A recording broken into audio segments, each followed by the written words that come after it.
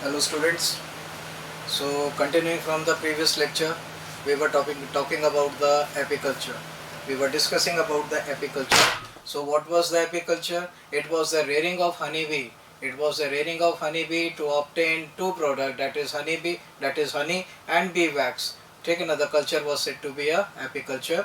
Then we discussed about the few members of the honeybees, Apis dorsata, taken Apis dorsata, and second was I think it was Apis indica, Apis mellifera, Apis florea. So many are there taken up, but the NCERT says that we domesticate Apis indica. NCERT says we domesticate Apis indica. So you have to remember the word Apis indica. Okay. Now continuing with that same topic, that is honeybee. What are the features? How they are being classified? How the in them the caste system develops? What are the difference between the members, and many other things we will discuss today. So starting with the honeybees, once again I am saying that these honeybees are social insects. The honeybees are social insect. They are social insects. They are called as social insects. Why they are called as social insects? Because in them division of labor is present. Division of labor is present. Division of labour present है. जितने भी सदस्य हैं, जो भी इसके members हैं, वो सब अलग अलग काम करते हैं और वो एक सोशल कम्युनिटी मेंटेन करते हैं. इसी वजह से हमने बोला कि हनी बीज कैसे इंसेक्ट्स हैं. They are social insects. They are social insects. Why, अगर कोई क्वेश्चन कर ले, why? Because they show division of labor. Division of labor is present. Division of labor is present. And above all, the star point, these honeybees, they shows polymorphism. They shows polymorphism. Poly means many, morph means form. Poly means क्या हुआ? Many. And morph means क्या हुआ? Form. So in a single honeybee is a single individual, and in this honeybee three members are present here. And for example, how they show polymorphism? The members are number one. The number one member is queen. The member is queen. In the hive, the queen is present, and the second member, it is drones. The second member, they are drones, and the third member, they are workers. Look here, they all are honeybee, but three forms are present. More than one forms of individual when present, it is called as polymorphism. In genetics, you will study a very good example of polymorphism, that is blood. Blood is a single character, and in this blood group A is present, B is present, AB is present, O is present. So blood is also example of polymorphism. So when a single individual exhibits more than one form, taken a single individual honeybee exhibits more than one form, that is queen, drones and worker, ठीक है ना. They are present in a hive. छत्ते में present होते हैं, जिसमें से queen जैसी queen जो है, ये क्या होती है? Female. It is a female. Drones क्या होते हैं? They are males. They are male. And workers क्या होते हैं? Again they are female. Again they are female. इन दोनों में से ये जो दोनों होते हैं कैसे? They are fertile. ये कैसे होते हैं? Fertile होते हैं. जबकि workers जो होते हैं फीमेल तो होते हैं, लेकिन ये कैसे होते हैं? They are sterile. ठीक है ना. So this is the difference here. Here the caste system is present here, polymorphism is present here, and they play different role in their hives. All these members, they are present in hive. ठीक है ना. hive में छत्ते में रहते हैं यहाँ पर, और जो hive के chambers होते हैं, chambers of the hives, they are hexagonal. तो ये आपको थोड़ी सी जानकारी होनी चाहिए. So they lives in the hive, छत्ते में है. तो this is about the honeybee introduction. Again, they are social insects. I am repeating here, they are social insects. First of all, ठीक है ना. Why they are social insects? Because they show what? They show division of labour. क्या show करते हैं वो? Division of labour को show करते हैं. दूसरा नेक्स्ट इंपॉर्टेंट पॉइंट मैंने डिस्कस किया कि ये शो करते हैं किसको? The word is polymorphism. They show polymorphism. Poly means many, morph means form. एक ही इंडिविजुअल की जब एक से ज़्यादा फॉर्म्स होते हैं तो अब उसे हम क्या बोलते हैं, पॉलीमॉर्फिज्म कंडीशन होती है। तो ये सब हनी बीज ही हैं। हनी बीज के अंदर डिफरेंट कास्ट सिस्टम डेवलप हुआ है। एक को हमने बोला क्या हुआ, क्वीन हुआ, एक क्या हुआ, ड्रोन्स हुए, एक क्या हुए, वर्कर्स हुए। ये वर्कर्स हुए, ठीक है ना। अब इसमें से क्वीन फीमेल है, ये मेल है, ये फीमेल है। ऊपर वाले दो क्वीन और ड्रोन्स कैसे हुए, फर्टाइल। क्वीन और ड्रोन ये कैसे हुए, फर्टाइल। और ये वर्कर्स जो होते हैं फीमेल होती हैं और कैसी होती हैं, स्टेराइल होती हैं। तो जितने भी मेंबर्स हैं वो कहाँ पे रहते हैं, वो कहाँ पे रहते हैं, हाइव में रहते हैं। More than 20,000 members are here, more than 20,000 members are present in single hive. तो ये आपको इंट्रोडक्शन क्लियर हुआ है यहाँ पे। अब चलते हैं नेक्स्ट पार्ट पे। नेक्स्ट पार्ट पे हम चलते हैं यहाँ पर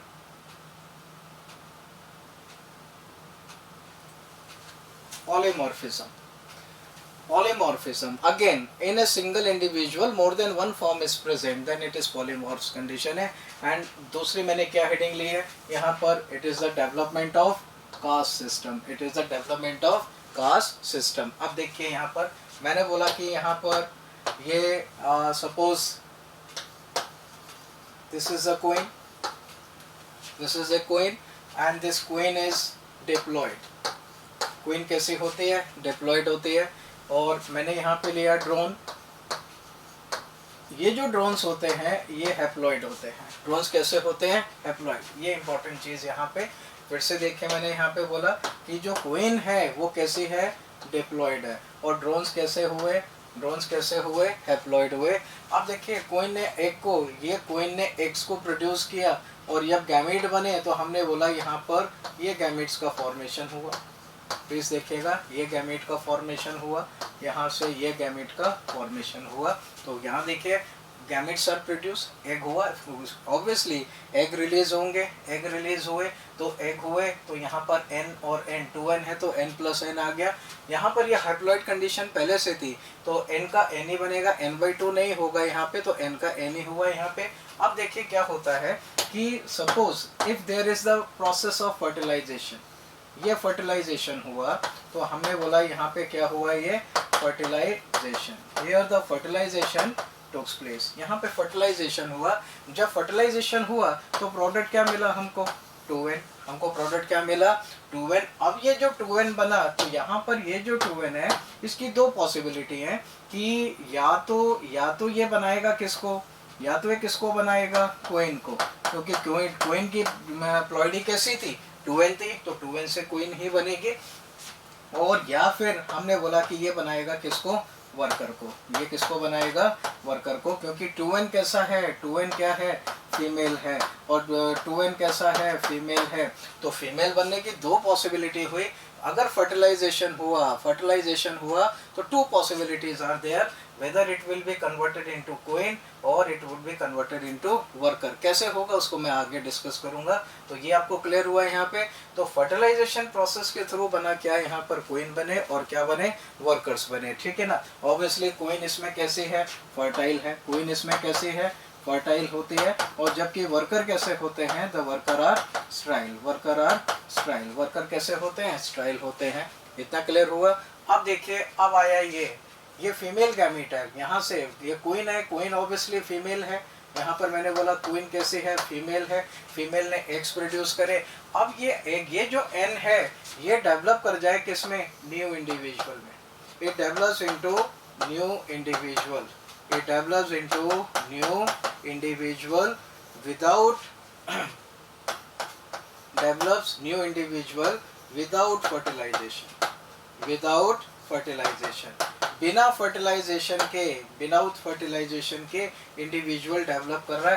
तो ये जब n है तो n से क्या बनेगा, n जब डेवलप करेगा तो ऑब्वियसली क्या बनाएगा, n ही बनाएगा। और मैंने बोला था n क्या है, प्लॉइडी किसकी होती है, ड्रोन्स की। और ड्रोन्स क्या होते हैं, मेल्स होते हैं। ड्रोन्स कैसे होते हैं, मेल्स होते हैं। तो देखें यहाँ पर development of female gamete, it is the development of female gamete without the involvement of fertilization, without the involvement of fertilization it is called as parthenogenesis। इसको किस आपने पढ़ा होगा, इसको आप क्या बोलते हैं बेटे, इट इज पार्थेनोजेनेसिस। तो यहाँ पे देखिए जो ये कास्ट सिस्टम डेवलप हुआ, ये कास्ट सिस्टम डेवलप हुआ, देखिए एक मेंबर आया क्वीन, किससे डेवलप हुआ? फर्टिलाइजेशन से। एक मेंबर आया वर्कर, किससे डेवलप हुआ? फर्टिलाइजेशन से। और एक मेंबर आया कौन यहाँ पे? ड्रोन। एक मेंबर यहाँ पे कौन आया? ड्रोन आया। ये मैंने यहाँ पे इसको सर्कल कर रहा हूँ थोड़ा सा दिखाने के लिए। ये ड्रोन्स आ गए। ड्रोन्स कैसे बनेंगे? They are form parthenogenetically, they are parthenogenesis के थ्रू बनेंगे। पार्थेनोजेनेसिस क्या है? Development of female gamete, development of female gamete without the involvement of fertilisation. ये क्या बन गया यहाँ पे? इसको हमने क्या बोला? Parthenogenesis. So this is how the caste system develops in the hive. ठीक है ना, हनी बीज में किस तरह यहाँ पे पॉलीमर्स प्रोड्यूस हुए मैंने आपसे डिस्कस किया। मैं फिर से आपसे डिस्कस कर रहा हूँ। मैंने स्टार्ट किया फीमेल, फीमेल की प्लॉइडी कैसी बताई थी? 2n। फीमेल यहाँ पे क्वीन जो है फीमेल हुई। और दूसरा मैंने यहाँ पे मेंबर लिया था ड्रोन। ये दोनों के दोनों फर्टाइल हैं, मैंने पहले ही डिस्कस किया है। लेकिन ड्रोन की प्लॉइडी कैसी है? हैप्लॉइड है। ये कैसे है? हैप्लॉइड। तो गैमेट जब बने तो n प्लस n बना, 2n से स्प्लिट हो गए और यहाँ पे n का n ही रह गया। अगर फर्टिलाइजेशन हुआ, अगर ये फर्टिलाइजेशन हुआ तो n प्लस n क्या बना? यहाँ पे 2n बना। और अगर ये 2n हुआ, डिप्लॉयड हुए यहाँ पे एग्स, अगर ये फर्टिलाइज जो एग है डिप्लॉयड हुए तो हर हाल में या तो ये क्वीन में कन्वर्ट होंगे या फिर किस में कन्वर्ट होंगे? वर्कर्स में कन्वर्ट होंगे। तो ये यहाँ पर मैंने आपको बताया। और क्वीन अगर बन रहे हैं तो फर्टाइल हो गए, अगर ये वर्कर्स में कन्वर्ट हो रहे हैं तो ये कैसे होंगे? स्ट्राइल होंगे। मेल जो बनते हैं, मेल जो बनेंगे, देखिए कैसे बनेंगे। ये एन यहाँ पे आया था। अब ये फीमेल गैमेट डेवलप कर जाए नए इंडिविजुअल में without the involvement of fertilization, without the involvement of fertilization. इस कंडीशन को हम क्या बोलेंगे? इसको हम क्या बोलेंगे? Parthenogenesis. This is called as parthenogenesis. तो कैसे डिफाइन करेंगे? development of individual, development of female gamete without the involvement of fertilization, it is called as parthenogenesis, it is called as parthenogenesis। अब देखिए यहाँ पर पार्थेनोजेनेसिस में यहाँ पर हमेशा और हमेशा क्या बनेंगे? मेल्स बनेंगे। क्या बनेंगे? मेल बनेंगे। तो जब भी यहाँ पर मेल्स बनेंगे, जब भी यहाँ पे मेल्स का फॉर्मेशन होगा, इसको हम बोलते हैं आर्हिनोटोकी। इसको हम क्या बोलते हैं? आर्हिनोटोकी। प्लीज ये वर्ड याद रखिएगा कि जब पार्थेनोजेनेसिस का जो प्रोडक्ट है वो क्या हो? मेल्स हो तो उसको हमने क्या बोला है? आर्हिनोटोकी। इसको हम क्या बोलते हैं? It is known as arrhenotoky, it is known as arrhenotoky. और अगर पार्थेनोजेनेसिस से फीमेल्स बन जाएं तो उस कंडीशन को हम क्या बोलते हैं? It is known as thelytoky. इसको हम क्या बोलते हैं? थैलेटोकी। तो ये आपका यहाँ पे मैंने डिस्कस किया polymorphism found in honey bees. Am I clear? ठीक है ना। तो ये प्लीज़ आप याद रखिएगा, इसको प्लीज़ नोट कर लीजिएगा साथ साथ में यहाँ पे। अब इसके बाद हम लोग बात करेंगे कि क्वीन, ड्रोन और workers, how they are different from each other, what are their functions. ठीक है ना, इनके बारे में हम डिफरेंट चीज़ बात करेंगे, क्या हैं, कैसे हैं, और इनके हमने फीचर्स लिए हुए हैं। ये सारे फीचर्स जब हम पढ़ लेंगे तो अपना पूरा टॉपिक कंप्लीट हो जाएगा। किसका? हनी बी का टॉपिक कंप्लीट हो जाएगा। तो देखते हैं कैसे है। तो फीचर्स में size, number, sex, ploidy, chromosome, fertility, development, protection, collection of nectar, और भी हैं। पहले हम इसको देखते हैं। तो यहाँ पे हमने क्या लिया हुआ है?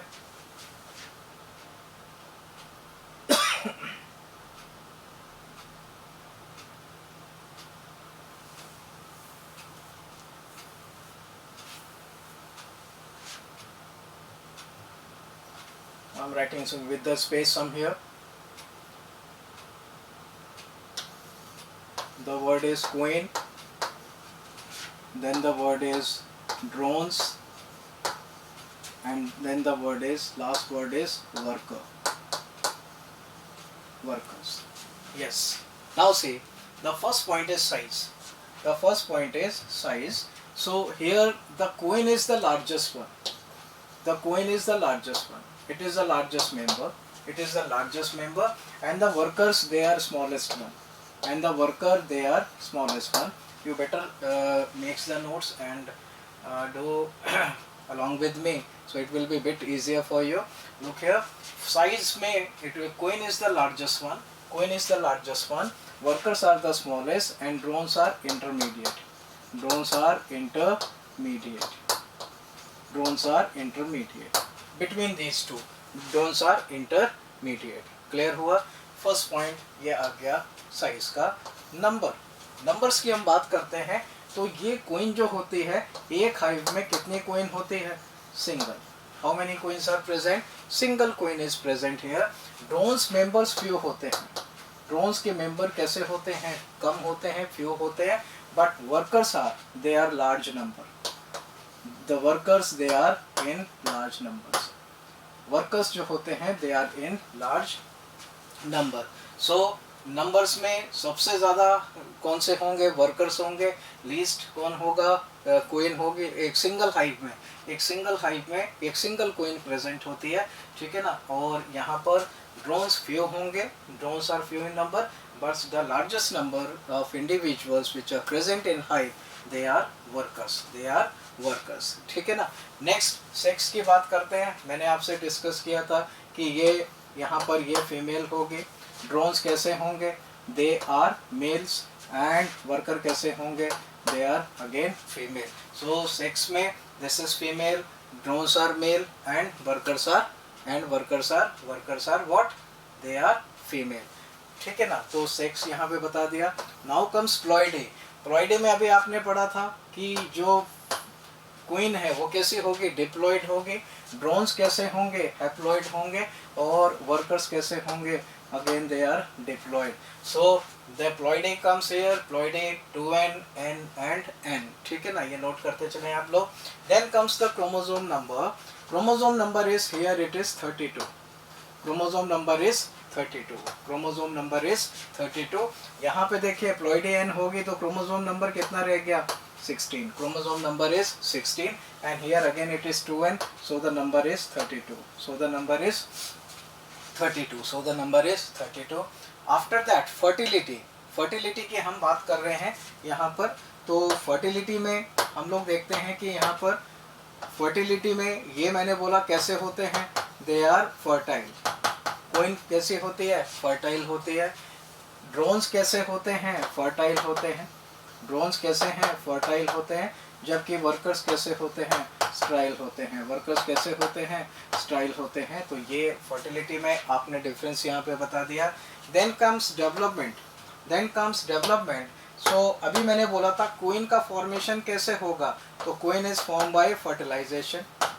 Queen is form by fertilisation. Male यहाँ पे drones are form partheno, they are form by parthenogenesis. They are formed by parthenogenesis. तो they are formed by parthenogenesis. They तो fertilization से बना। और workers कैसे बनेंगे? Again they are formed by fertilization. They are formed by fertilization. So this is the development. The parthenogenesis word is important. मैं पहले भी आपसे बोल रहा था, फिर बोल रहा हूँ कि पार्थिनोजेनेसिस एक ऐसा प्रोसेस जहाँ पे फीमेल गैमेट जो होता है वो डेवलप कर जाता है इंडिविजुअल में without the involvement of fertilization, without the involvement of fertilization. So queens develop by fertilization, drones develop by parthenogenesis, and workers again develop by fertilization. Then comes protection. Protection of hive. Protection of hive कौन करेगा? Who will protect the hive? तो ये hive का protection नहीं करेंगे, ये hive का protection नहीं करेंगे।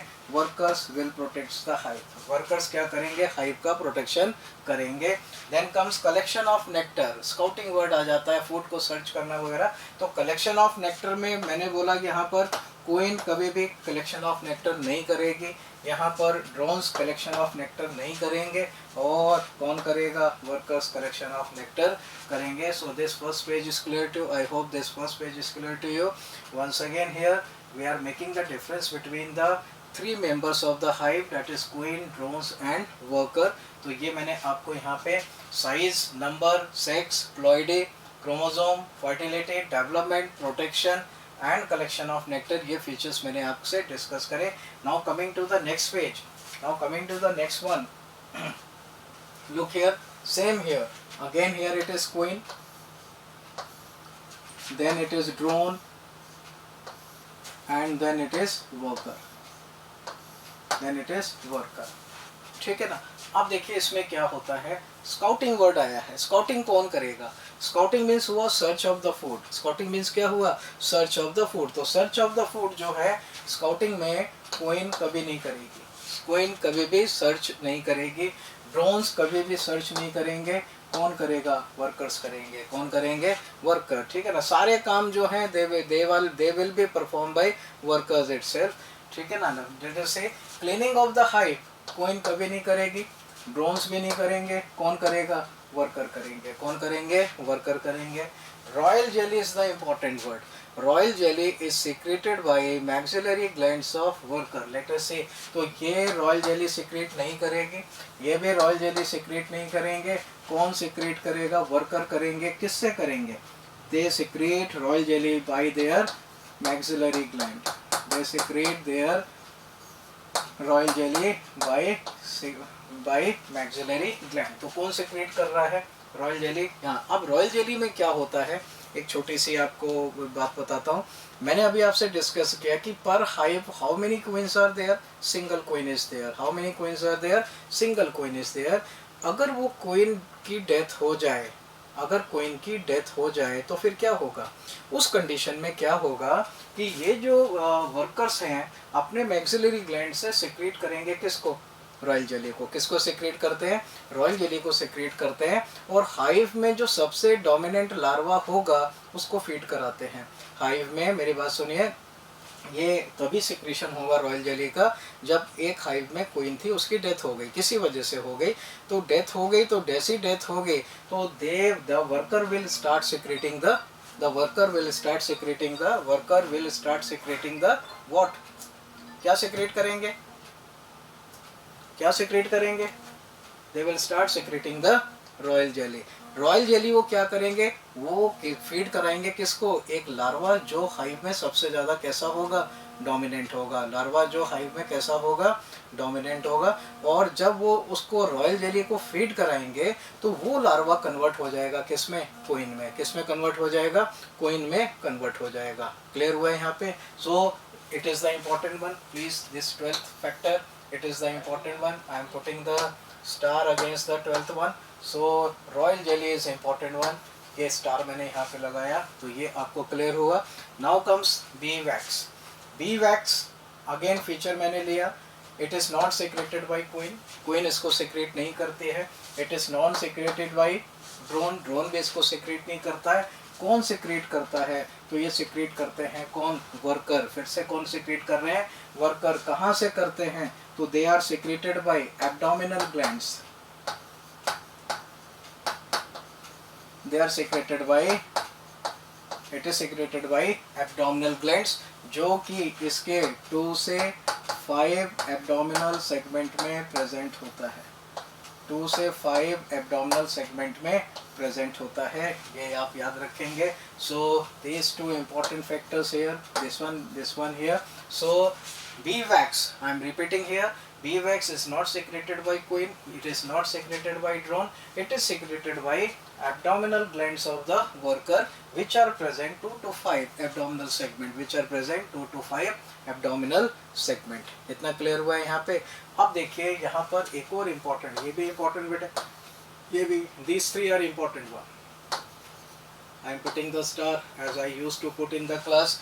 Anti-queen substance, एक हाइव में एक ही क्वीन बनती है, दूसरी क्यों नहीं बनती है, दूसरी क्यों नहीं बनती है, उसकी वजह देखिए यहाँ पर एंटी क्वीन सब्सटेंस आ जाता है। यहाँ पर देखिए रॉयल जेली तो सबको ही, रॉयल जेली तो अगर फीड सबको करेंगे तो सब फीमेल में कन्वर्ट होंगे, सब क्वीन बन जाएंगे, लेकिन एक हाइव में एक ही क्वीन क्यों बनती है, उसकी वजह देखिए, क्योंकि जैसी क्वीन बनी तो ये क्वीन जो होती है ये सिक्रेट करती है क्या, एंटी क्वीन सब्सटेंस। ये नहीं सिक्रेट करेंगे, ये नहीं सिक्रेट करेंगे। अब एंटी क्वीन सब्सटेंस करता क्या, ये एंटी क्वीन सब्सटेंस बाकी लार्वा क्या करते हैं, उनको खिला दिया जाता है या वो खा लेते हैं, जिसकी वजह से वहाँ पे ओवरीज का डेवलपमेंट नहीं होता है वर्कर्स में। और जब ओवरीज का डेवलपमेंट नहीं होता है तो वो कन्वर्ट तो होंगे फीमेल में, लेकिन वो कैसे हो जाएंगे, स्टाइल हो जाएंगे। कैसे हो जाएंगे, स्टाइल हो जाएंगे। फिर से देखिए, it is secreted bye queen, it is secreted bye queen. कौन सिक्रेट कर रहा है, कोइन सिक्रेट कर रही है, क्यों कर रही है? वो फीड करा देती है क्या? एंटीकोइन सब्सटेंस को फीड करा देती है किसको? जो लार्वा है हाइव में, उनको उनको फीड कराना शुरू कर देते हैं। और जब वो फीड करते हैं लार्वा, जो कि कोइन के अलावा वहाँ पे जो लार्वा है वो जब उसको खाएंगे तो क्या होगा? There would be no development of ovary, and when there will be no development of ovary the workers remain sterile. तो वर्कर स्टेराइल क्यों होते हैं? ओवरी का डेवलपमेंट नहीं होता है। क्यों नहीं होता है? Due to the anticoin substance, due to the anticoin substance. So this is about the anticoin substance. Okay, now comes the last point, pollen basket. अब pollen basket यहाँ पे मैंने लिया, कोइन में एब्सेंट होगा, नहीं होता है, ड्रोन्स में भी एब्सेंट होगा और वर्कर्स में प्रेजेंट होगा, वर्कर्स में प्रेजेंट होगा। देखिए इसका नाम कॉर्बिक्यूला भी है, the same structure is called as corbicula. अब देखिए हनी जो वर्कर्स हैं they are going for the search of the food. ये स्काउटिंग पे जा रहे हैं, scouting mean search of the food पे जा रहे हैं, तो वो खाना लाएंगे किस में? कुछ चीज़ तो होनी चाहिए ना खाना लाने के लिए। जो पॉलेंस लाएंगे, नेक्टर कलेक्ट करेंगे, किस में करेंगे? तो वो देखिए कैसे करते हैं, उनके हाइंड लेग्स में। ध्यान से सुनिए, in their hind legs a basket is present, in their hind legs baskets are present to store the pollens, to store the pollen grains, and that basket is known as corbicula, and it is only found in workers, it is only found in worker। क्योंकि worker ही scouting कर रहे हैं, worker ही खाना ढूंढने जा रहे हैं, तो केवल और केवल किस में पाए जाते हैं? पॉलन बास्केट में, पॉलन बास्केट केवल और केवल किस में पाए जाते हैं? वर्कर्स में पाए जाते हैं। So most of the work is done by workers। Queen का काम क्या होता है? लास्ट पॉइंट मैं यहाँ पे डिस्कस कर रहा हूँ। क्वीन का काम होता है to lay eggs. This is the work of the queen, this is the work of the queen. Queen का काम है क्या करना? एग्स को ले करना। और ड्रोन्स का काम होता है टू फर्टिलाइज क्वीन। ड्रोन का काम क्या हुआ? To fertilise queen. This is the work for the drone. तो ड्रोन का काम है is to fertilise the queen, and queen का वर्क क्या हुआ? Only to lay the eggs, to lay the eggs. और वर्कर के बहुत सारे काम है, मैंने आपसे डिस्कस करे हैं। So this is all about the discussion about the members of the hive, that is queen, drones, queens, drone and workers. Queen, drone and worker. आप इसको नोट कर लीजिएगा, कॉपीज में नोट कर लीजिएगा। तो अब आपको जब ये सारे सिंपल नहीं है, खाली इतना नोट कर लेंगे, आपका पूरा लिटरेचर तैयार हो जाएगा। तो ये बच्चों मैंने आपसे डिस्कस किया यहाँ पर फीचर्स या characters of the members of the hive, queen, drone and the workers. Clear हुआ है यहाँ पे? Now coming to the next one, it is product of honeybees, it is the product of honeybees, it is the product of honeybees। so honey bee का product, दो product हमारे पास आएंगे। पहला product मैंने क्या लिया हुआ है? It is B wax, it is B wax. First point, B wax is secreted by, अभी मैंने आपसे डिस्कस किया था कि it is secreted by abdominal glands, it is secreted by abdominal glands of workers, it is secreted by abdominal glands of worker, it is secreted by abdominal glands of worker। Worker के abdominal gland से secretion होता है, और ये abdominal glands कहाँ पे present होते हैं? ये भी मैंने आपसे डिस्कस किया है कि they are present 2 to 5 abdominal segment, they are present 2 to 5 abdominal segment। ये प्लीज नोट करिएगा, ये यहाँ पर। तो ये हुआ यहाँ पे बी वैक्स किसने सीक्रेट किया? B wax is secreted by abdominal glands of worker, neither by the queen, neither by the drones, it is secreted by the abdominal glands of workers, abdominal glands of worker। And these abdominal glands, they are present, these abdominal glands, they are present where? They are present 2 to 5 abdominal segment, 2 से 5 abdominal segments में ये present होते हैं। तो ये आपको मैंने B wax के बारे में यहाँ पे बताया। अब बी वैक्स में मेनली यहाँ पे क्या होते हैं? तो हमने बोला कि यहाँ पे बी वैक्स में यहाँ पे होते हैं एस्टर्स ऑफ फैटी एसिड्स, यहाँ पे एस्टर्स ऑफ फैटी एसिड्स हो गए, और प्लस यहाँ पे प्रेजेंट होता है अल्कोहल। यहाँ पे क्या प्रेजेंट होते हैं? अल्कोहल प्रेजेंट होते हैं। तो esters of fatty acids are present and alcohols are present. So this is the composition, this is the composition, this is the composition of bee wax, this is the composition of bee wax. तो bee wax का composition mainly comprises of esters of fatty acid plus alcohol, तो इसमें ये present हुआ। अब इसका use क्या होता है? इसका यूज क्या होता है? तो this is having a very much have the importance in two industries. Use में यहाँ पर it is used in polish industries, it is used in polish industry, it is used in polish industry and cosmetic industries, and cosmetic industries।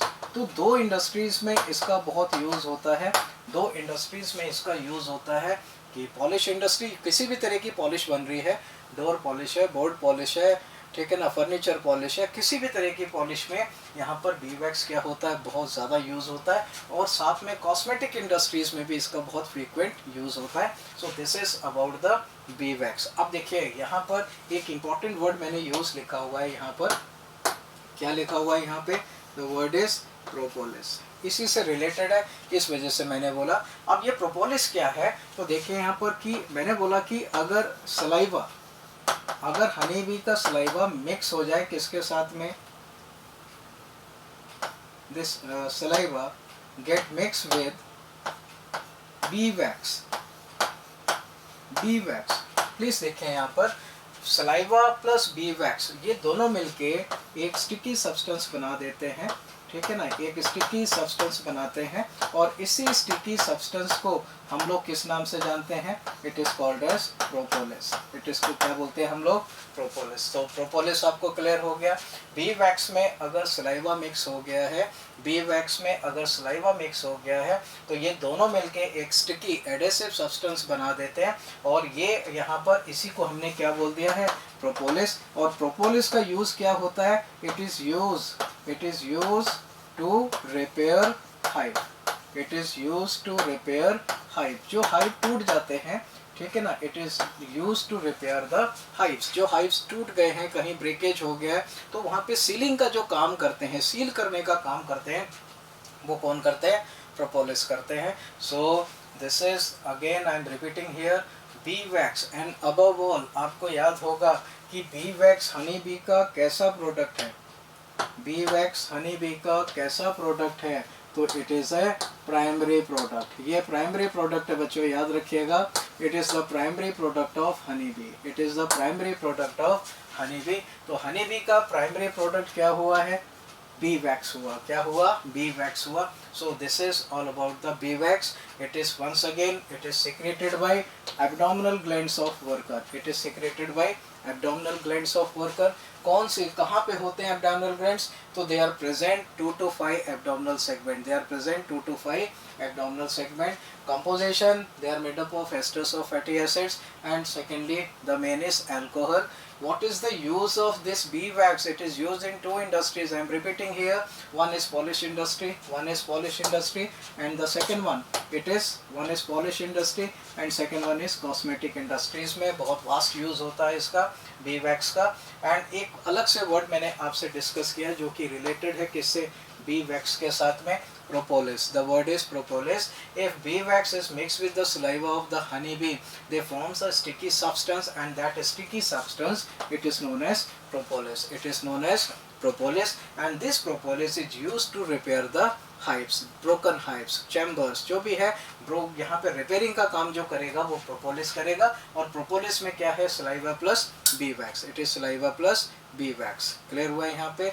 Now coming to the next product, now coming to the next product, it is honey, it is honey।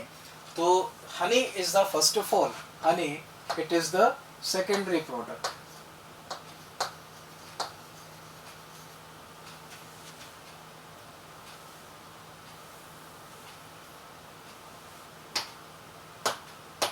look here, it is the It is the secondary product. It is the secondary product. First of all पहला question यहाँ पे, honey is the secondary product of the honey bee. Primary product कौन सा था इससे पहले वाला, B wax. Primary product कौन सा था, बी वैक्स था. तो इसको आप यहाँ पे याद रखेंगे, ठीक है ना. अब देखिए यहाँ पर कंपोजिशन की बात कर रहे हैं, तो इसमें वाटर प्रेजेंट है, इसमें फ्रक्टोज प्रेजेंट है, इसमें ग्लूकोज प्रेजेंट है, सुक्रोज प्रेजेंट है, विटामिन प्रेजेंट हैं यहाँ पर. यहाँ पर ये सारी कंपोजिशन में आ जाते हैं. सबसे ज़्यादा जो प्रेजेंट है वो कौन सा है, 45% अप्रॉक्सीमेटली 40 to 45% क्या प्रेजेंट है, फ्रक्टोज. क्या प्रेजेंट है, फ्रक्टोज. यहाँ पे ये प्रेजेंट है, ठीक है ना. Vitamin B1, B6 and D they are present here. Vitamin B1, B6 they are also present here. Due to this sugars and due to this vitamin it have very great nutritive value. इसको बहुत अच्छा source है ये food का, जिसमें हमको vitamin भी मिलते हैं और हमको कार्बोहाइड्रेट्स, ग्लूकोज भी मिलता है जो कि एनर्जी प्रोवाइड करते हैं. Glucose they are mainly the source for the production of energy. तो ये हनी भी यहाँ पे सेकेंडरी प्रोडक्ट, ठीक है ना. याद रखिएगा कैसा प्रोडक्ट है ये, it is a secondary product. So अब ये तो मैंने इसका कंपोजिशन बता दिया आपको. अब मुझे यहाँ पर ये हनी बनता कैसे है, हनी बनता कैसे है उसको मैं थोड़ा सा आपको बताना चाहूँगा. तो मैंने यहाँ पे बोला कि जो वर्कर्स हैं, ठीक है ना, मैं वर्कर्स ले लेता हूँ क्योंकि वर्कर ही यहाँ पे बनाएंगे. तो ये जो वर्कर्स होते हैं ये क्या करते हैं, ये इंजेस्ट करते हैं, दे इंजेस्ट किसको, नेक्टर को. प्लीज देखिएगा यहाँ पे वर्कर्स जो हैं, workers they are the main, workers they are the main who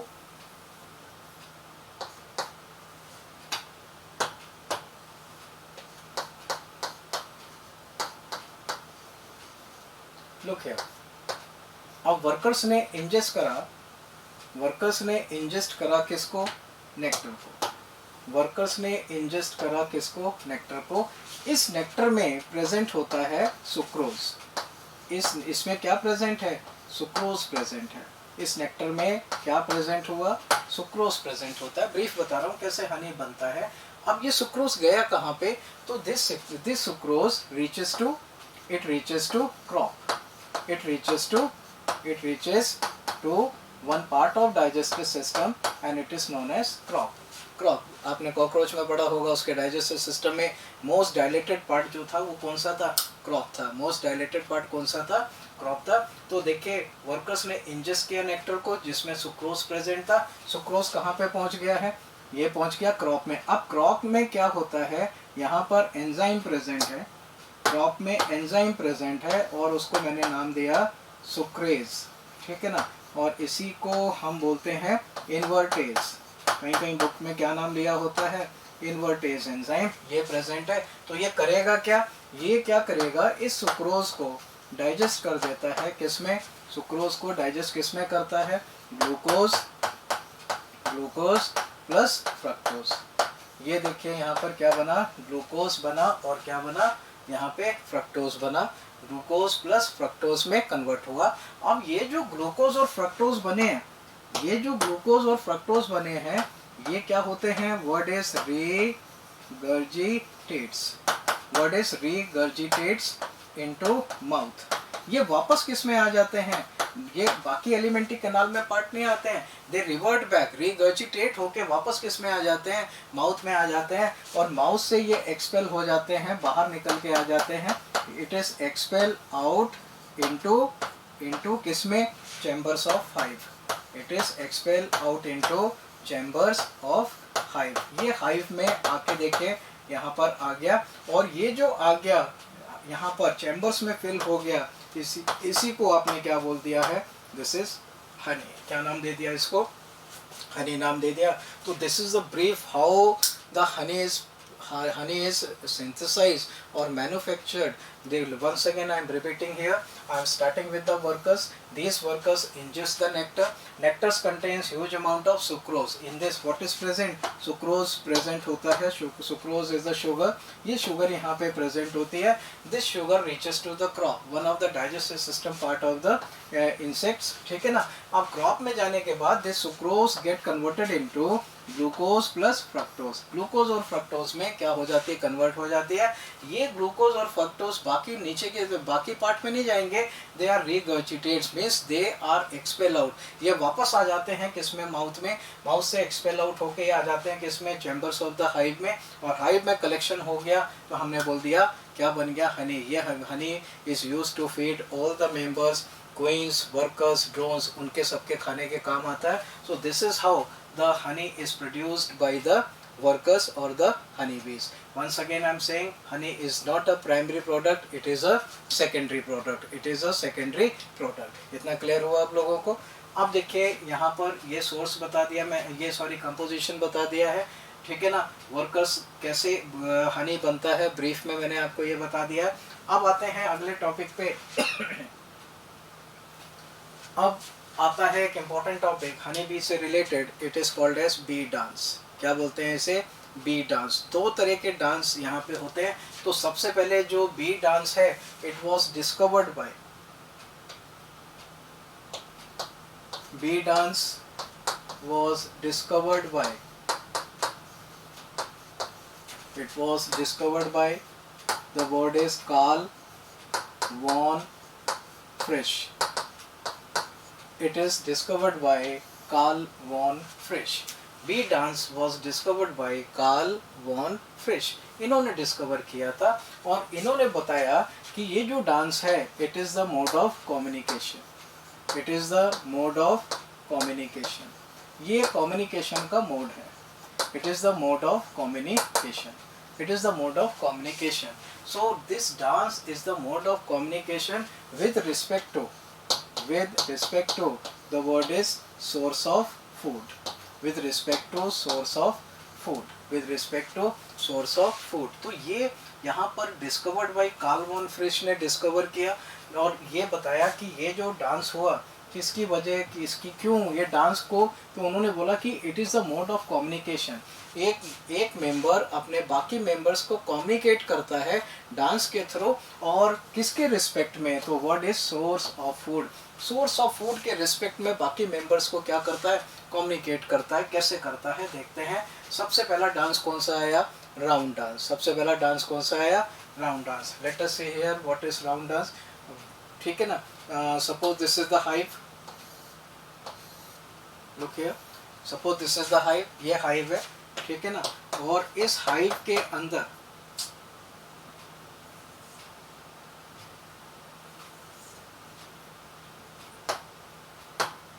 look here, this is hive. Up suppose within the hive, if the movement of honeybee is something like this, that is in figure of 8, that is in figure of 8. Within the hive, if the member, not all the members, few members, if they are moving something showing the movement like the figure of 8, this is the movement of the round dance. तो ये क्या करते हैं, ये indicate करते हैं, this dance indicates what, it indicates that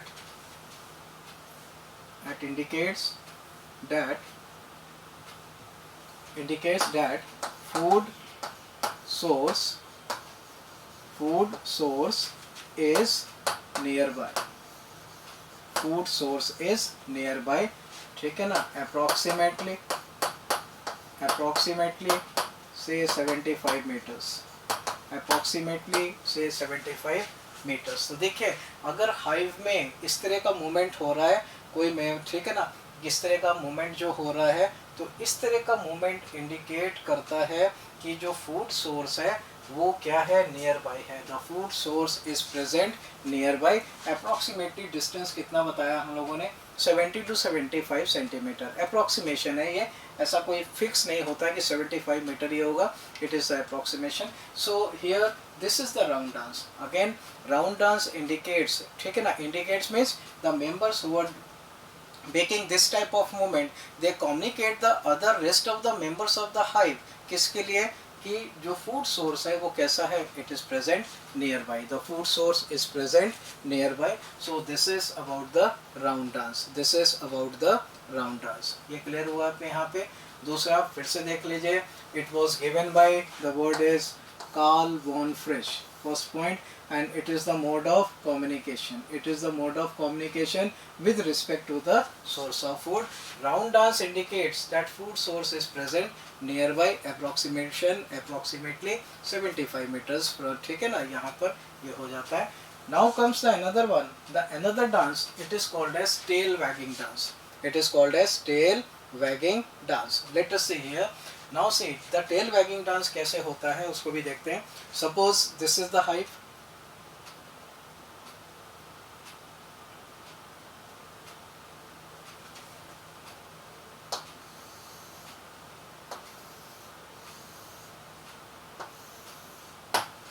This is the hive, and this is the sun.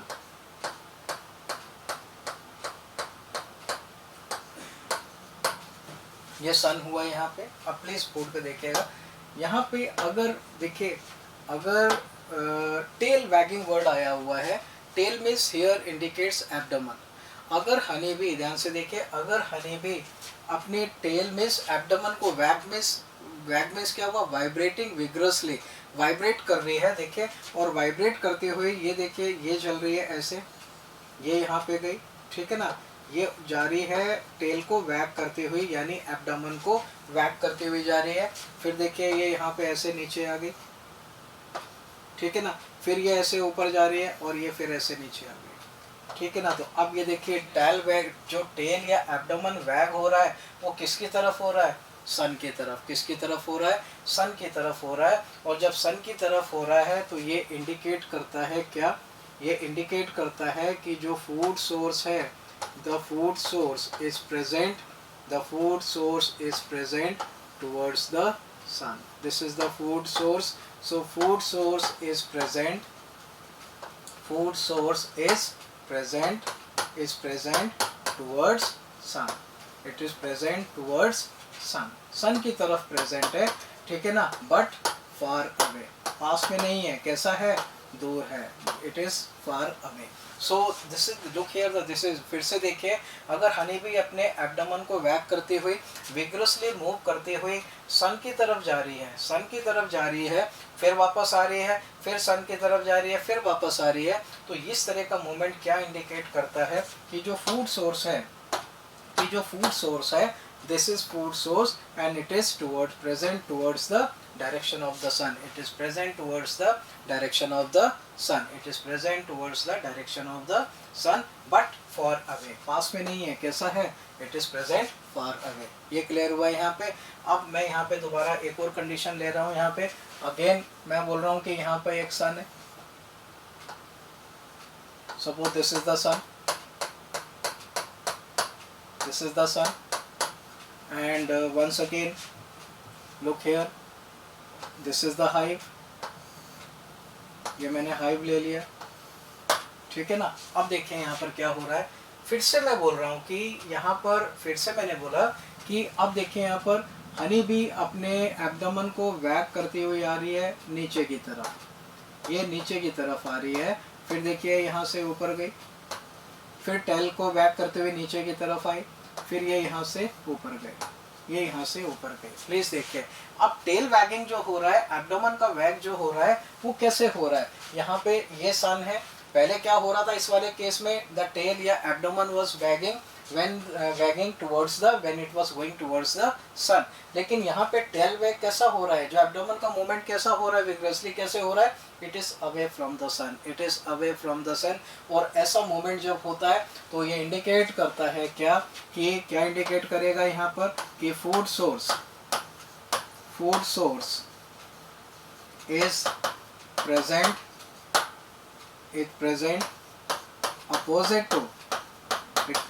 opposite to direction of sun. It present opposite to direction of sun. It is present opposite to direction of the sun. तो food source कहीं सन से क्या होगा, opposite direction में होगा. तो ये आपको दो डांस मैंने आपको बताए, दोनों में डिफरेंस देखिए. एक में फूड सोर्स का डायरेक्शन है, किसमें, टेल वैगिंग में. टेल वैगिंग में फूड सोर्स का क्या है, क्या या तो वो सन से दूर है या सन के टुवर्ड्स है, ठीक है ना। सपोज टेल वैग जो हो रहा है it is towards the sun, indicates that food source is present in the direction of the sun, ठीक है ना, बट फार अवे। यहाँ पर भी क्या है, यहाँ पे टेल वैग जो हो रहा है it is away from the sun, it is away from the sun, which indicates what, that food source is present opposite to the direction of the sun. And again here also the distance is not a near one, कैसे है, far away, कैसा हुआ, far away। तो जहाँ पे direction आ गया वो tell waging आ गया, जहाँ पे डायरेक्शन नहीं आया हुआ है वो कौन सा डांस हुआ, राउंड डांस हुआ। राउंड डांस में food source is nearby, but in tail wagging the food source is far away, ठीक है ना। तो ये अपना यहाँ पे कंप्लीट होता है टेल वैगिंग डांस, ठीक है ना। फिर से देख लीजिए, अगर टेल वैग हो रही है towards the sun, food source is present in the direction of the sun but far away. अगर टेल वैगिंग हो रही है कैसे, away from the sun, indicates food is present opposite to the direction of the sun, again it is far away, so this is all about the B dance, round dance, tail wagging dance. I hope the B dance concept have been cleared, ठीक है ना, you have understand the things। once again differences देख लीजिए, in which number one round dance the food source is nearby, in tail wagging dance food source is far away, and in round dance there is no direction is defined, but in tail wagging dance direction is defined, one direction is towards the sun and one direction is away from the sun। so this is all about the honeybee's dance। now comes the last section of the animal husbandry, and few definitions are here, I have already written। so I am starting with the fisheries, new section of the animal husbandry, fishery। now what is fishery, इसको मैंने आपसे पहले भी discuss किया था कि क्या है फिशरी। तो again it is rearing of what, fishes, mollusk, it is rearing of fishes, mollusks and crustaceans,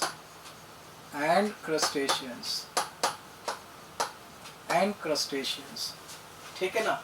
अब यहाँ पर खाली rearing नहीं है, rearing मीन्स पालना, rearing के साथ क्या होगा, कैचिंग, rearing के साथ क्या वर्ड आया, कैचिंग, कैचिंग के साथ एक और वर्ड आया, और वर्ड क्या आया, सेलिंग। तो यहाँ पे तीन वर्ड आ गए हमारे पास में, यहाँ पे तीन वर्ड हमारे पास आ गए, ठीक है ना। तो यहाँ पर मैंने यहाँ से यहाँ तक लिया, number one is rearing, number two is catching and number three is selling.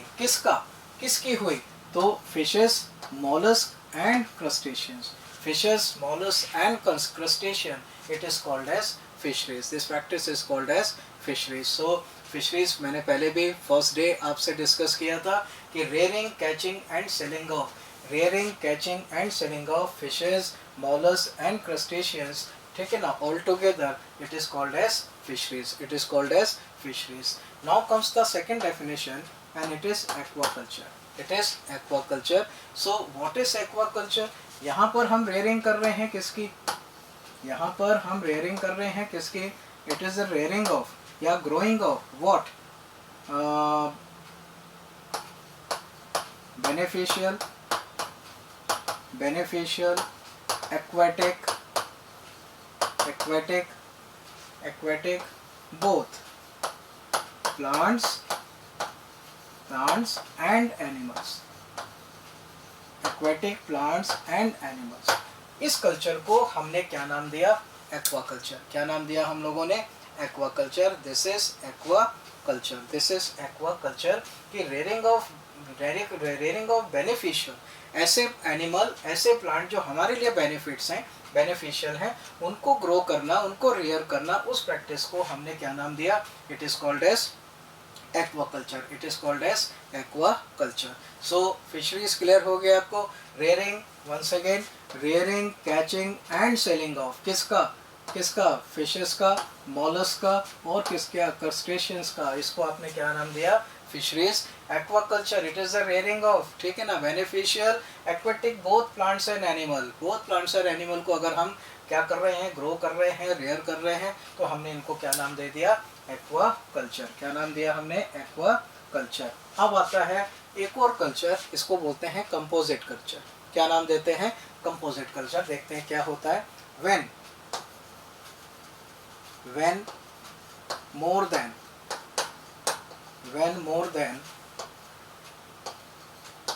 one species is grown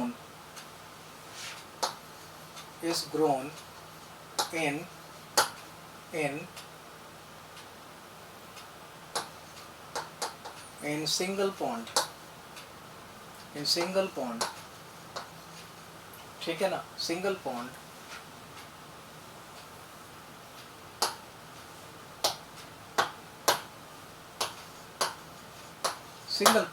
it is called as composite culture. एक से ज्यादा स्पीशीज को अगर हम एक ही पॉन्ड में ग्रो कर रहे हैं, फिर से देखिए, when more than one species of one species, it should be one species of obviously fishes, obviously किसकी, फिशेस। एक से ज़्यादा स्पीशीज को जब हम सिंगल पॉन्ड में ग्रो करते हैं, रेयर करते हैं, उस कल्चर को हम क्या बोलते हैं, कंपोजिट कल्चर। क्या बोलते हैं, कंपोजिट कल्चर। अब यहाँ पर कंडीशंस होती हैं बेटा, यहाँ पे कंडीशंस रिक्वायर्ड हैं। कौन कौन सी कंडीशंस होती हैं देखते हैं हम लोग। तो इस कल्चर को स्टार्ट करने के लिए हमको कुछ चीज़ों को क्या ध्यान देना है। नंबर वन क्या कंडीशन रिक्वायर्ड है कि जो फिशेस हैं, जो हम फिशेस रेयर कर रहे हैं, fishes must not be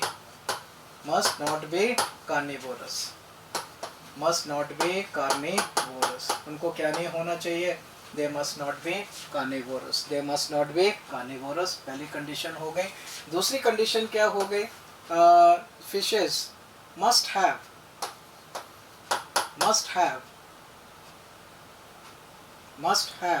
different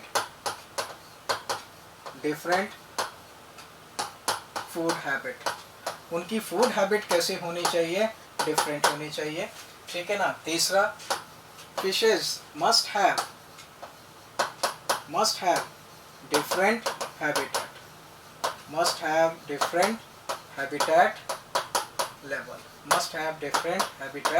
level. यहाँ पर देखिए, ये डिफरेंट हैबिटेट लेवल और फूड हैबिट जब ये अलग होगी तो यहाँ पे क्या नहीं होगा, there would be no competition. तो ये ज़रूरी हुआ यहाँ पर कि अगर कंपोजिट कल्चर करना है तो सबसे पहले बात ये होती है कि ये जो फिशेस जिनको हम ले रहे हैं, इनको क्या नहीं होना चाहिए, they must not be carnivorous. उनको कार्निवोरस नहीं होना चाहिए, क्योंकि अगर कार्निवोरस हुए तो क्या होगा, एक मेंबर दूसरे मेंबर को क्या करेगा, खा जाएगा। दूसरा, इनकी जो फूड हैबिट है, दे must have different food habit. अगर एक ही फूड हैबिट, दोनों के एक ही फूड पसंद है, तीनों मान लीजिए 2-3 फिशेस को हम ग्रो कर रहे हैं, ठीक है ना। जब ग्रो कर रहे हैं तो एक से ज़्यादा फिशेस अगर एक ही फूड के ऊपर रिलाई करेंगे तो वहाँ कंपटीशन शुरू होगा, और कंपटीशन शुरू होगा तो एक किसी को नुकसान होना तय है। दूसरा, they must have different habitat level. Different habitat level का मतलब क्या हुआ कि मान लेते हैं कि सपोज दिस इज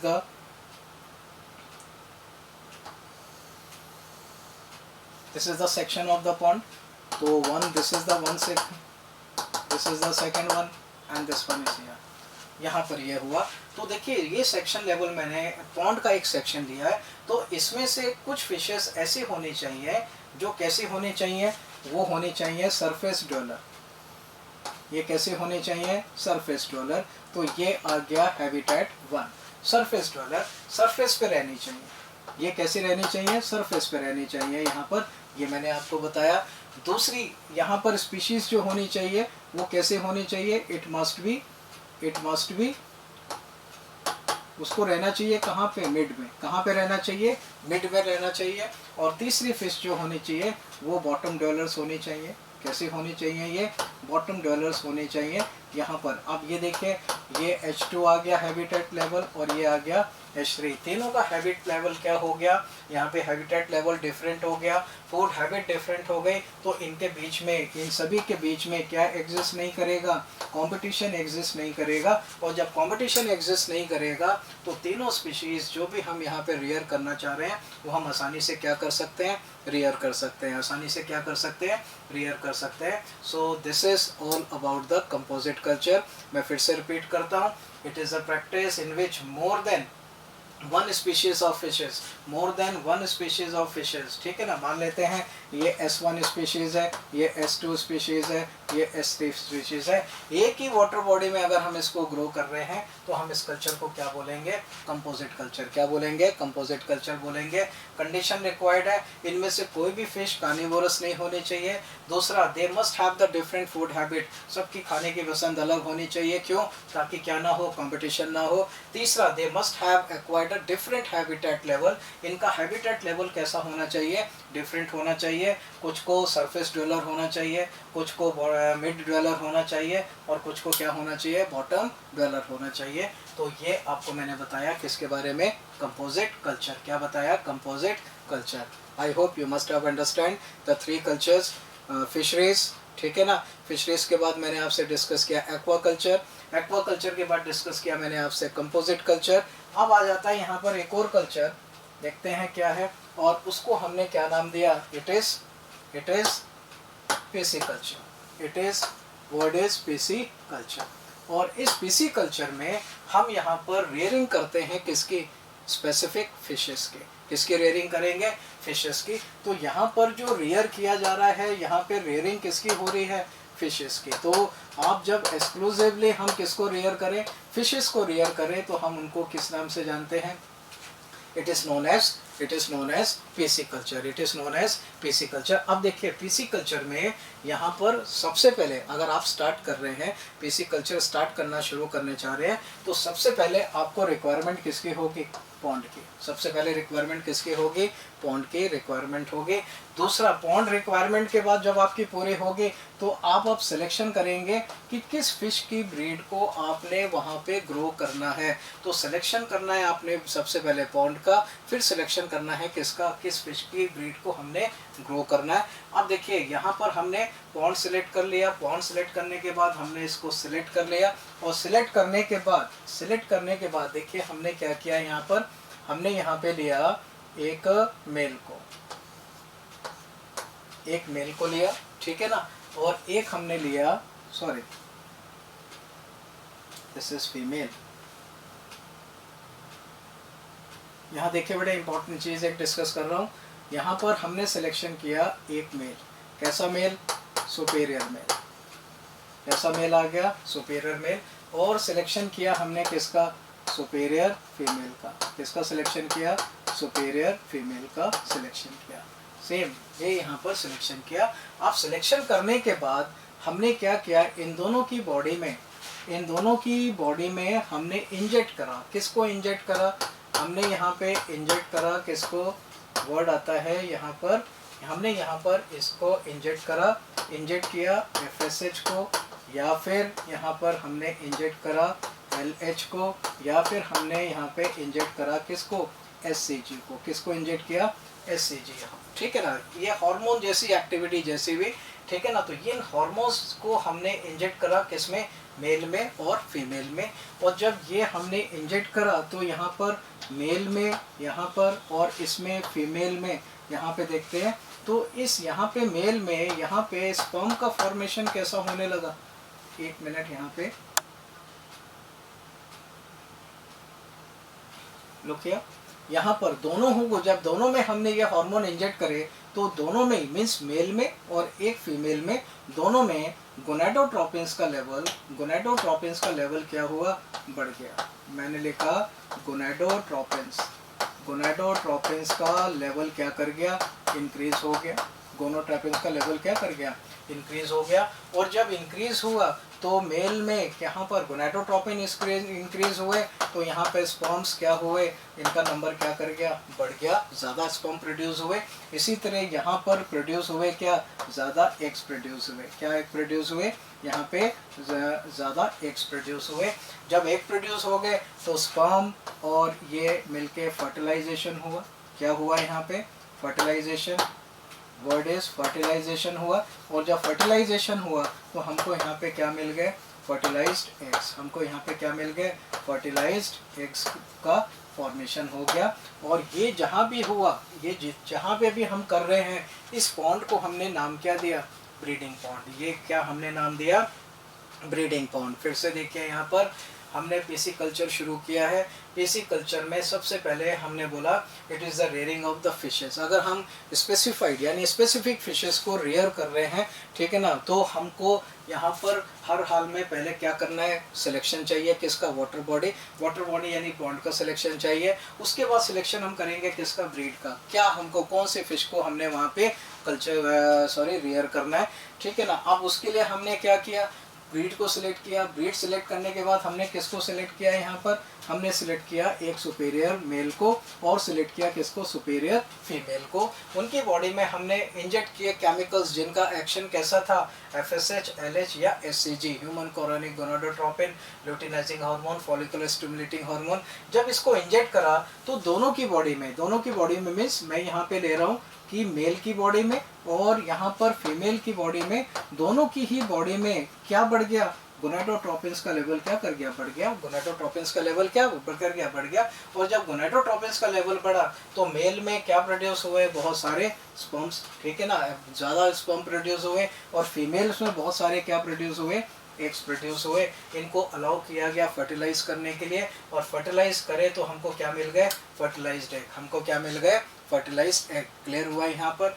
इस पूरे को यहाँ पर देखिए, इसको हम बोलते हैं, वर्ड इज हाइपोफाइजेशन। क्या नाम दिया हमने इसको, हाइपोफाइजेशन। ये जो कुछ भी मैंने आपको पढ़ाया क्या कहलाया, हाइपोफाइजेशन। देखिए पिट्यूटरी ग्लैंड, गोनाडोट्रोपिन्स कहाँ पे हैं, पिट्यूटरी ग्लैंड का एक नाम क्या है, हाइपोफाइसिस। तो ये जो कुछ भी हुआ इसको हम क्या नाम दे रहे हैं, हमने क्या नाम दिया हुआ है, इट इज़ हाइपोफाइजेशन।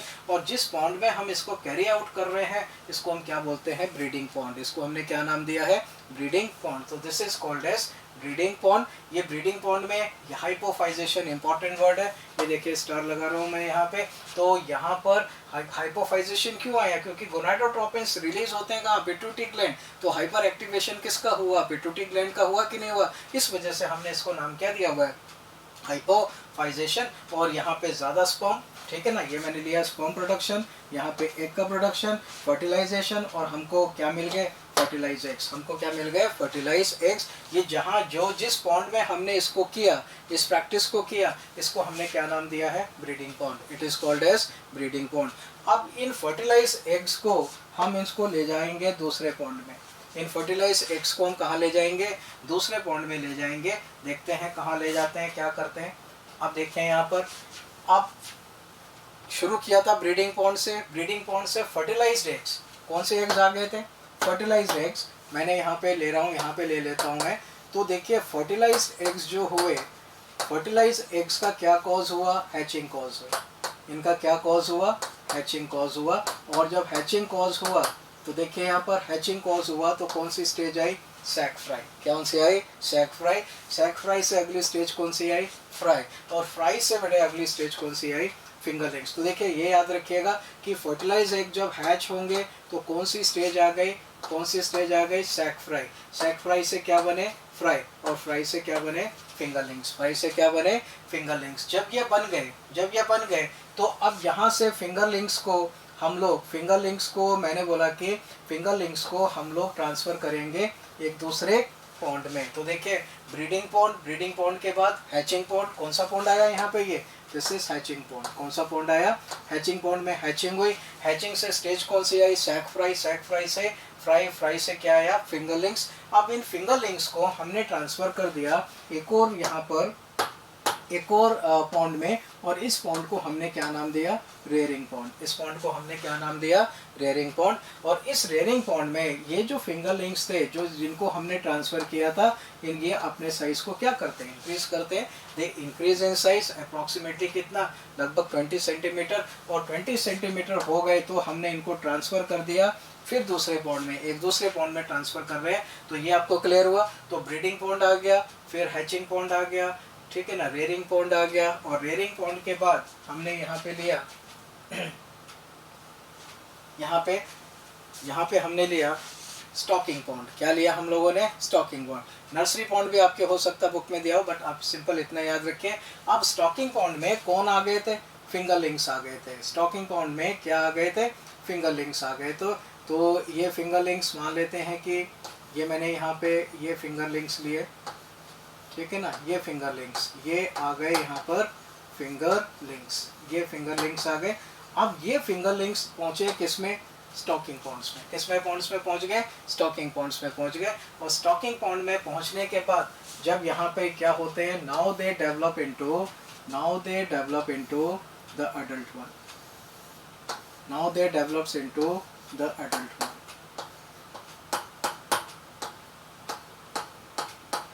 किस में कन्वर्ट हो गए, ये कन्वर्ट हो गए किस में, अडल्ट में। तो अडल्ट में कन्वर्ट हुए कौन से पॉन्ड में जाके, स्टॉकिंग पॉन्ड में। किस में कन्वर्ट हो गए, ये स्टॉकिंग पॉन्ड में कन्वर्ट हो गए। सो ब्रीडिंग पॉन्ड, ब्रीडिंग से नर्सरी पॉन्ड, नर्सरी से रेयरिंग पॉन्ड, रेयरिंग से स्टॉकिंग पॉन्ड। स्टॉकिंग पॉन्ड में यहाँ पर फिंगरलिंग्स जो आए थे, जो बड़े साइज के हो गए थे, they get converted into adult. अब ये जब अडल्ट में कन्वर्ट हो गए तो अब हम इसका क्या करेंगे, देखिए यहाँ पर ये रेयरिंग आपने कर रही। अब हम इसको क्या करेंगे, it is followed by catching. अब हम यहाँ क्या करेंगे, कैचिंग। इन एडल्ट्स की क्या करेंगे, कैचिंग करेंगे। और कैचिंग करने के बाद हम इसको क्या करेंगे, सेलिंग करेंगे। कैचिंग करने के बाद हम इसको क्या करेंगे, सेलिंग करेंगे। तो ये अपना कन्वर्ट, अपना फाइनल जो यहाँ पर आया, जो फाइनल यहाँ पे पॉन्ड आया, वो पॉन्ड कौन सा आया, स्टॉकिंग पॉन्ड। कौन सा पॉन्ड आ गया, स्टॉकिंग पॉन्ड, ठीक है ना।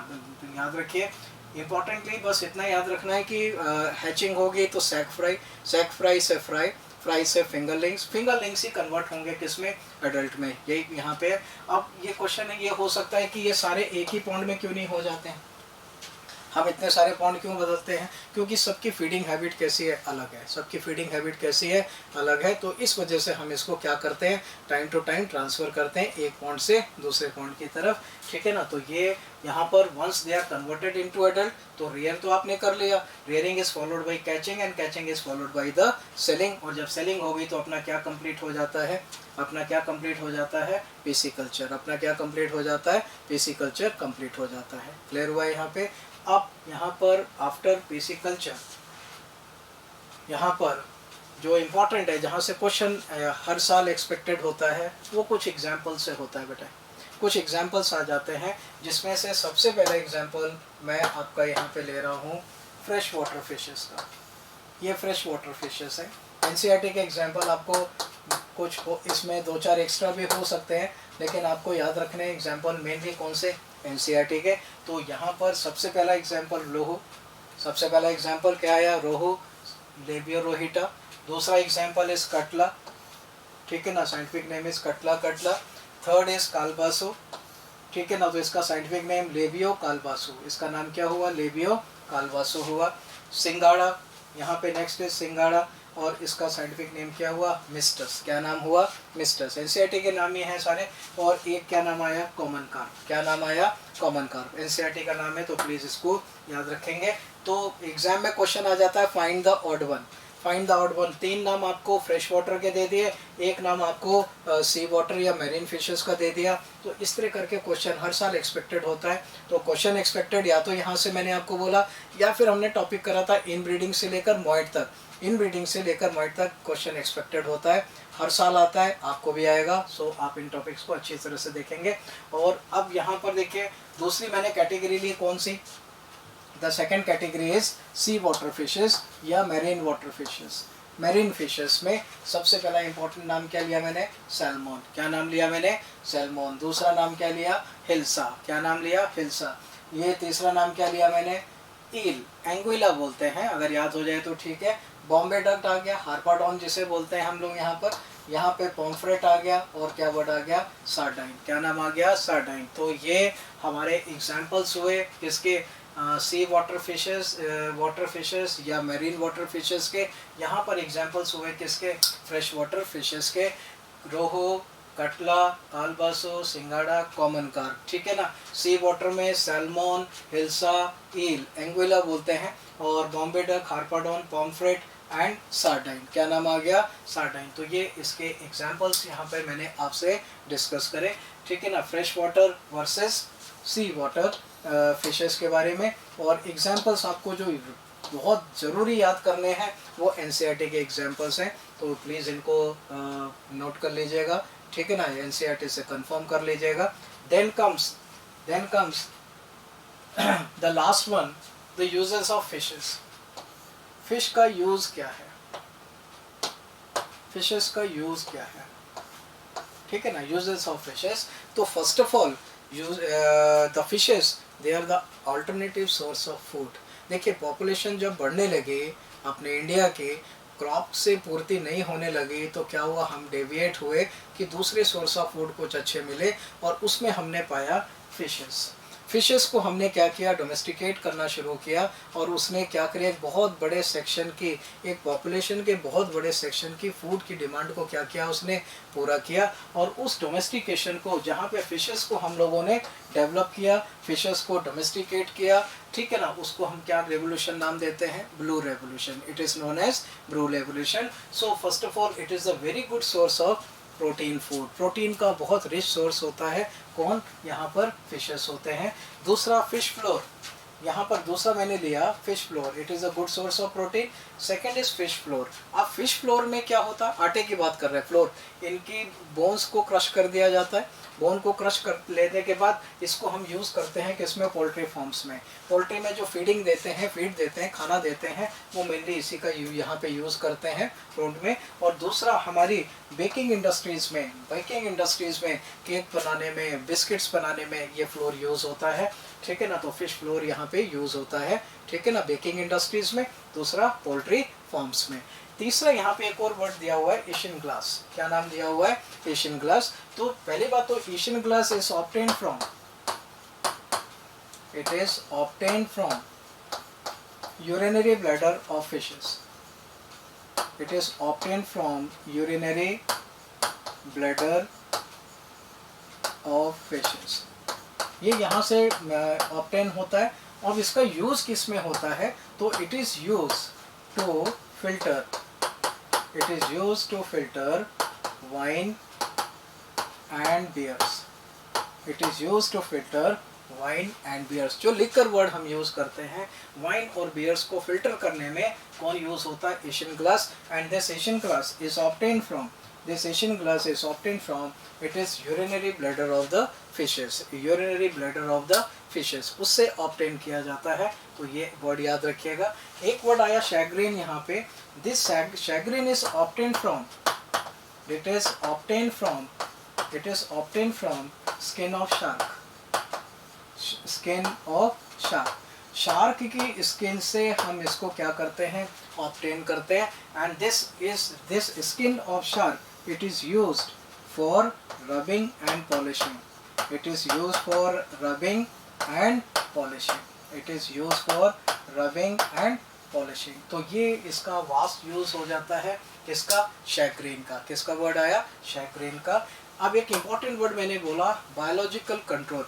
व्हाट इज बायोलॉजिकल कंट्रोल, एक लिविंग ऑर्गेनिज्म को हम दूसरे लिविंग ऑर्गेनिज्म से क्या करें, उसको कंट्रोल करें। उस कंट्रोल को हम किस नाम से जानते हैं, बायोलॉजिकल कंट्रोल। क्या नाम जानते हैं, बायोलॉजिकल कंट्रोल। फॉर एग्जांपल मैं ले रहा हूँ यहाँ पर एक फिश जिसको बोलते हैं गैम्बोसिया।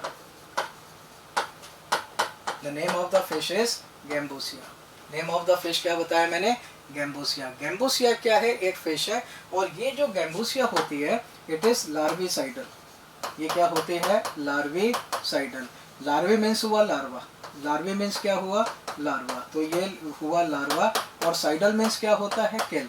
तो ये लार्वा किल करती है, किसके लार्वा को किल करती है, it kills the larva of mosquitoes, it kills the larva of mosquito. तो मॉस्किटो को लार्वा को क्या करती है, किल करती है, और जब किल करती है तो ये प्रिवेंट करती है किसको, spreading of malaria. It prevents spreading of malaria, it prevents spreading of malaria, ठीक है ना। तो स्प्रेडिंग ऑफ मलेरिया, तो ये एक देखिए, ये जो लार्वा है ये भी बायोलॉजिकल है, लिविंग है, और ये लिविंग है। तो एक लिविंग ऑर्गेनिज्म को हम दूसरे लिविंग ऑर्गेनिज्म से क्या कर रहे हैं, क्या कर रहे हैं, उसको सप्रेस कर रहे हैं या उसकी ग्रोथ नहीं होने दे रहे हैं। ऐसे कंट्रोल को हम किस नाम से जानते हैं, biological control. And you have to remember the name of the fish, and name of the fish is gambusia. It is a gambusia, it is a larvicidal, I am telling it is a larvicidal, larva killing, cidal means killing, larva kill करती है। किसका larva kill करती है, mosquitoes का larva kill करती है। और जब मॉस्किटो का लार्वा किल करती है तो it prevents spreading of malaria, it prevents spreading of malaria. So this is, there are many other uses also, but these are sufficient for you, ठीक है ना। few important one you have to remember is biological control, chagrin, Asian glass, and good source of protein. And this word blue revolution, it is blue revolution, that is domestication of the fishes to fulfill the demand or increasing demand of the food of growing population, and this is come under the section of blue revolution. So this is all about the fishes, this is all about the fishes and the topic animal husbandry. So my dear students, I hope you have have the clear idea about the animal husbandry. Animal husbandry, whatever I have taught you, it is more than sufficient, it completes your entire NCERT and competitions also, ठीक है ना। So today we just complete this topic, ठीक है ना। make the notes, make the proper notes of your particular topic, that is animal husbandry. Every year one question is expected from here, 1 or 2 questions are expected, ठीक है ना, and very easy one, okay. So all the best, thank you.